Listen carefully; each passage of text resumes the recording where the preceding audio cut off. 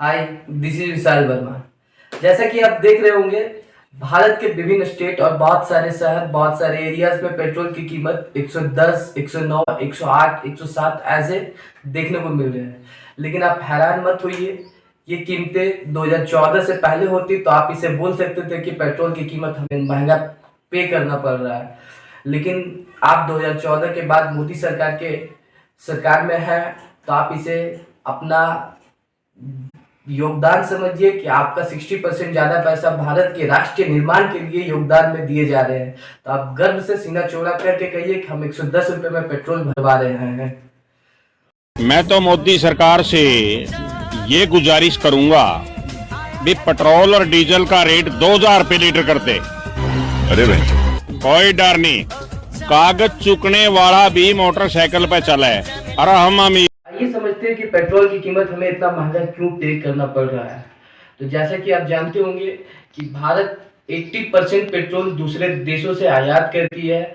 इनमें से इराक, संयुक्त राज्य अमेरिका और सऊदी अरबिया और नाइजीरिया जैसे देशों से हमें पेट्रोल खरीदना पड़ता है। और इस पेट्रोल को खरीदने के बाद सरकार इसके प्राइस के लिए डायनेमिक प्राइसिंग सिस्टम का उपयोग और प्रयोग करती है। मतलब कि ग्लोबल मार्केट में प्राइस की कीमत जैसे जैसे ऊपर नीचे होगी, वैसे वैसे पेट्रोल की कीमत और प्राइस ऊपर नीचे होगी। तो इसे आप लेकर बहुत सारे सवाल आपके मन में आते होंगे। इन सारे सवालों का जवाब आगे मैं दूंगा। तो आप कह सकते हैं कि ये डीरेगुलेटेड है, मतलब सरकार इसे डायरेक्टली रेगुलेट नहीं कर रही है कि पेट्रोल की कीमत क्या तय होगी, बल्कि ग्लोबल मार्केट तय करती है कि पेट्रोल की कीमत क्या होगी। तो आपके मन में इसको लेकर बहुत सारे सवाल आते होंगे कि पेट्रोल की कीमत जब नेगेटिव होती है तो भी हमें महंगा पड़ता है, पेट्रोल की कीमत बढ़ती है तो भी हमें महंगा पे करना पड़ रहा है। तो ये सब सारे सवालों का जवाब मैं आगे दूंगा, लेकिन उससे पहले हम समझ लेते हैं हिस्टोरिकली क्या होता था। पहले क्या होता था कि पेट्रोल और डीजल के प्राइसेस डायरेक्टली सरकार के द्वारा कंट्रोल किए जाते थे। मतलब सरकार एक फिक्स्ड पैसे और रुपया तय करती थी कि पेट्रोल की कीमत ये होगी। लेकिन इसकी वजह से बहुत सारे प्रेशर आते थे सरकार पे कि पेट्रोल ज्यादा महंगा हो रहा है, सरकार इतनी ज्यादा टैक्स ले रही है। इसको हटाने के लिए मनमोहन सिंह ने 2010 में पेट्रोल की कीमत को डीरेगुलेट कर दिया और 2014 में नरेंद्र मोदी जी ने डीजल की कीमतों को डीरेगुलेट कर दिया। तो इसका सिस्टम कुछ इस प्रकार था कि महीने की फर्स्ट डेट और 16 डेट को पेट्रोल की कीमत बदली जाएगी। मतलब ग्लोबल मार्केट के अनुसार पेट्रोल की कीमत जो होगी वो बदली जाएगी और 15 दिन तक ये प्राइसेस कांस्टेंट रहेगी। लेकिन 16 जून 2017 को सरकार ने एक नए स्कीम को इंट्रोड्यूस किया कि 15 दिन ना करके हर दिन इसे हम रिवाइज करेंगे। मतलब ग्लोबल मार्केट में पेट्रोल की कीमत बढ़े या घटे है, इसे हर दिन हम सुबह 6 बजे पेट्रोल पंप में रिवाइज करेंगे। इसके करने के बेसिकली दो कारण थे। पहला ये कि ग्लोबल मार्केट में जो भी पेट्रोल के दाम ऊपर नीचे होंगे, इसका डायरेक्ट असर कंज्यूमर को देख सकते हैं। और ऊपर से पहले 15 दिन का कुछ ज्यादा गैप रहता था, जिसके कारण कंज्यूमर और डीलर्स पहले ही अनुमान लगा लेते थे कि पेट्रोल की कीमत अगले 15 दिन में क्या होगी और इसके अनुसार वो अपना पेट्रोल पहले खरीद लेते थे या तो 15 दिन तक रुक जाते थे। तो आपके मन में बहुत सारे सवाल आते होंगे कि पेट्रोल की कीमत जब डीरेगुलेट है, सरकार इसे डायरेक्टली कंट्रोल नहीं करती है, तो पेट्रोल की कीमत जब नेगेटिव जाती है तो भी हमें ज्यादा पैसे पे करने होते हैं और पेट्रोल की कीमत जब बढ़ती है तो भी हमें पेट्रोल की कीमत ज्यादा पे करना पड़ता है। तो सरकार ऊपर से तो कहती है पेट्रोल की कीमत डीरेगुलेट है, हम इसे कंट्रोल नहीं करते हैं, बल्कि ग्लोबल मार्केट इसे कंट्रोल करती है।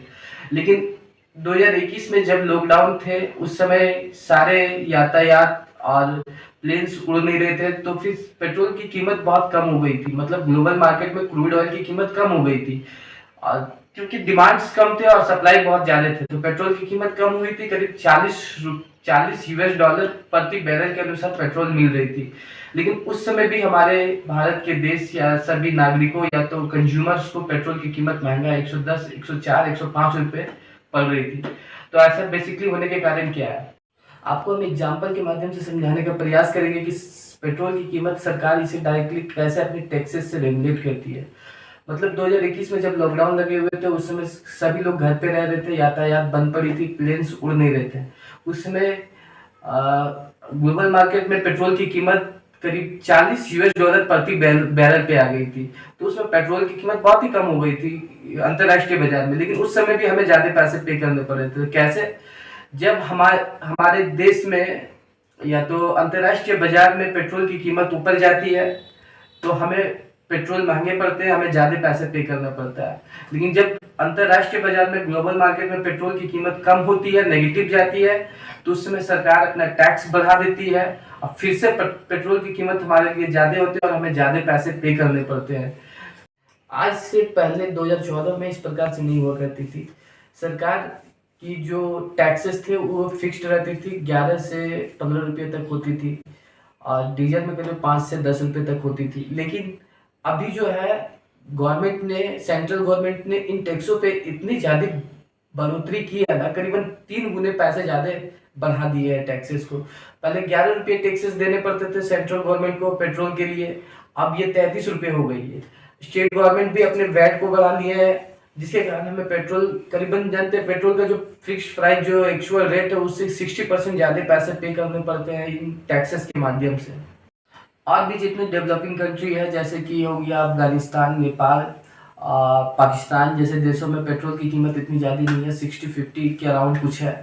लेकिन बहुत सारे देश जो विकसित डेवलप देश है वहाँ पे करीबन पेट्रोल 125, 130, 135 रुपये के करीब है। लेकिन भारत में 110, मतलब विकसित जो डेवलप देश है उससे करीबन 10% यहाँ के टैक्सेस ज़्यादा है।